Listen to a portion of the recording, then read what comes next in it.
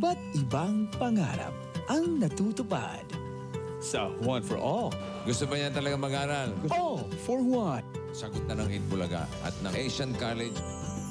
Maraming salamat po sa scholarship na binigay ng Asian College at ng Itbulaga. Hindi na po problema magulang sa tuition fee. Bossing, nakapag-enroll na po ako. Hindi ko po ito sasayangin. Yun lang ang hinihiling natin. Pagputihin, maganda ang grades. Tuloy-tuloy ang labanan sa galing at diskarte ng mga college students dito sa Pinoy Henyo Intercollegiate Edition.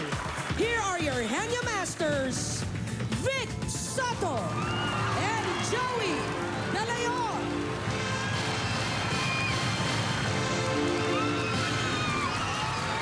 Hoy!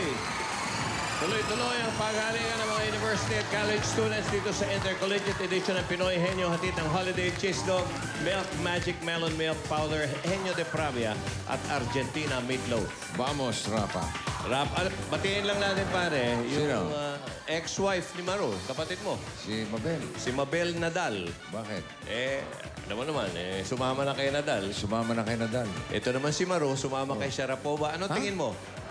Lugi ba si Maru kay Parang Sharapova? agrabyado yung kapatid ko. Kay Sharapova. Agrabyado.